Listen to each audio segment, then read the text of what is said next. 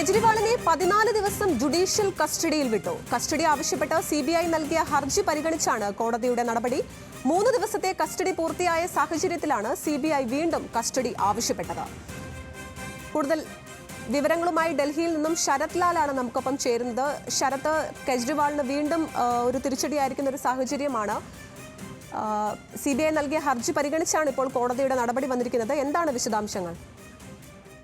Athira, CBI കഴിഞ്ഞ 3 ദിവസമായി കസ്റ്റഡിയിൽ വെച്ച് കസ്റ്റഡിയിൽ വെച്ച് കേജ്രിവാളിനെ ചോദ്യം ചെയ്തു വരികയായിരുന്നു.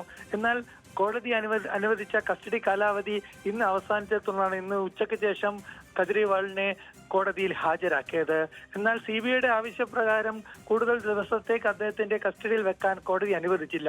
അതുകൊണ്ട് തന്നെ കേജ്രിവാളിനെ ജുഡീഷ്യൽ കസ്റ്റഡിയിലേക്ക് മാറ്റാനാണ് കോടതി ഉത്തരവിട്ടത്. 14 ദിവസത്തേക്കുള്ള ജുഡീഷ്യൽ കസ്റ്റഡിയാണ് ഇപ്പോൾ കോടതി ഉത്തരവിൽ ഇറങ്ങിയിരിക്കുന്നത്. ഏതായാലും ഇന്ന് ആപ്പ് ഇന്ന് ഡൽഹിയിലുടനീളം കേജ്രിവാളിന് വേണ്ടി പ്രതിഷേധ രംഗത്തായിരുന്നു.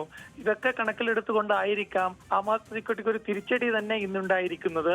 കാരണം കേജ്രിവാളിന്റെ ജാമ്യാപേക്ഷ റോസ് അവന്യൂ കോടതിയിൽ പരിഗണനക്ക് ഇതുവരെ വന്നിട്ടില്ല. ഈ 14 ദിവസവും ജുഡീഷ്യൽ കസ്റ്റഡിയിൽ എപ്പോൾ വേണമെങ്കിലും CBIക്ക് കോടതിയുടെ അനുമതിയോടുകൂടി ചോദ്യം ചെയ്യാനുള്ള അനുവാദവും ഉത്തരവിൽ പറഞ്ഞിട്ടുണ്ട്. അരവിന്ദ് കെജ്രിവാളിനെ 14 ദിവസത്തെ ജുഡീഷ്യൽ കസ്റ്റഡിയിലേക്ക് വിട്ടു. കസ്റ്റഡി ആവശ്യപ്പെട്ട് CBI നൽകിയ ഹർജി പരിഗണിച്ചാണ് കോടതിയുടെ നടപടി വന്നിരിക്കുന്നത്.